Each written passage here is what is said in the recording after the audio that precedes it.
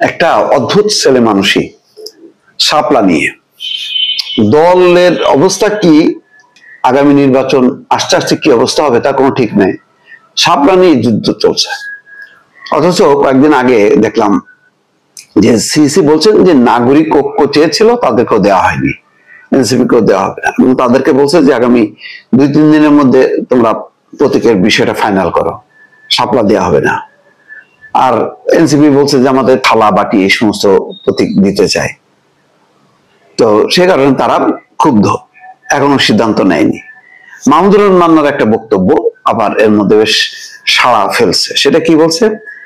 NCP কে শাপলা দিলে মামলা করবেন না মান্না, তবে প্রতিবাদ করবেন। দেখেন, এই কথার মধ্যেও কিন্তু একটা অনুযোগ আছে। এনসিপিরও লজ্জা হওয়া উচিত, তাদের সিনিয়র, অনেক সিনিয়র, ডাকসুর তিনি 2-3বার ভিপি ছিলেন, এই রেকর্ড কেউ ভাঙতে পারেননি। তো সেই মান্না বলছেন যে ঠিক আছে, তিনি বলছেন যে তারা আসছে, এসে বারবার রিকোয়েস্ট করছে, তখন বলছেন যে শাপলা প্রতীক যদি তাদের দিয়ে দেয় কোনো মামলা করব না, কিন্তু প্রতিবাদ তো করবো। আমরা যেহেতু আগে আবেদন করেছি, যদি প্রতীক হিসেবে শাপলা বরাদ্দ দেওয়া হয় সেটা নাগরিক ঐক্যের প্রাপ্য। তিনি বলছেন যে মামলা করবেন না, কিন্তু প্রতিবাদ করবেন। তো কেন বলছেন যে মামলা করবেন না? বলছেন যে যেহেতু তারা মানে আসছে, রিকোয়েস্ট করছে, বলছে ভাই আপনি যে একটা প্রতীক পেয়েছেন। আমি বললাম হ্যাঁ, যে প্রতীক পেয়েছি তাতে খুশি নই। তারপরও তারা অনুরোধ করতে থাকে। তখন আমি তাদেরকে বললাম এটা তো একা বলতে পারবো না, এক্ষেত্রে আমার দলের সেন্টিমেন্টের বিষয় আছে, কিন্তু এটা বলতে পারি যে শেখ হাসিনাকে উৎখাতে তোমাদের যে অবদান, তার প্রতি সম্মান রেখে যদি ইসি তোমাদের শাপলা প্রতীক দিয়ে দেয়, আমি মামলা করব না। ছাত্রদের অবদান আছে, মাহমুদুর রহমান মান্নার কি অবদান নেই? ছাত্ররা তো এখন, মাহমুদুর রহমান মান্না কি রাজপথে লড়াই করবে? তিনি যে লড়াই করেছেন, তিনি যে জনমত তৈরি করেছেন, তার উপর ভিত্তি করে যাদের বয়স হচ্ছে তারাই তো যুদ্ধ করবে।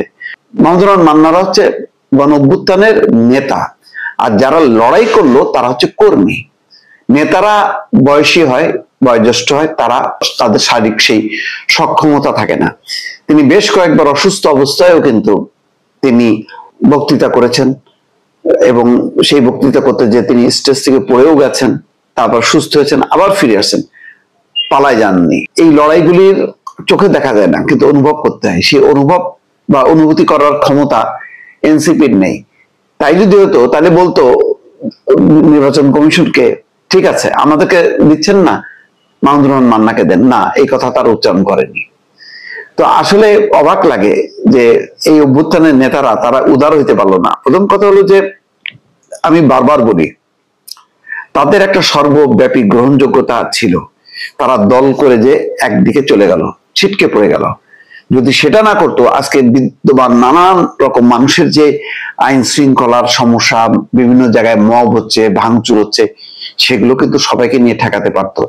এই যে চাঁদাবাজি, দুর্নীতি, মানে এক ধরনের তো সরকার, তার তো কোনো পলিটিক্যাল উইং নাই, সেই উইংটা তারা করতে পারতো স্বতঃস্ফূর্তভাবে সবাইকে নিয়ে। সেই কাজটা বাদ দিয়ে তারা এখন দল করলো, নিবন্ধনের জন্য চেষ্টা করলো, শর্ত পূরণ করেনি, তারপর সেটা কোন রকমের পূরণ করলো। এখন প্রতীক দিয়ে নির্বাচন কমিশনের বিরুদ্ধে হুঙ্কার দিচ্ছে। মানে এইটাই জন্য, একমাত্র প্রতীকটা পাইলেই জন্য তারা নির্বাচনে জয়ী হবে, এমন একটা পরিস্থিতি। মাহমুদুর রহমান মান্নাকে মানে কি আবার দেখলাম সার্জিস আলম ধন্যবাদও জানাইছে। আর মাহমুদুর রহমান মান্না উনি কোন অর্থে দিচ্ছে এটা বোঝার ক্ষমতা আসলে তাদের নাই। তিনি তো বলছেন যে আমি পাওয়ারে, কিন্তু আমি প্রতিবাদ করব যদি না পাই, কিন্তু মামলা করব না। মানে এইটুক বোঝার ক্ষমতা, তার মানে কি বলতে চাইলেন মাহমুদুর রহমান মান্না, এইটা অনুধাবন করার মতন বোধহয় তাদের মানসিকতা নেই।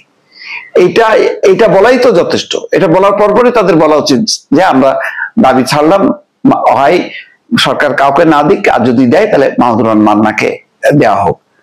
এইটুক উদারতা তাদের মধ্যে থাকলো না।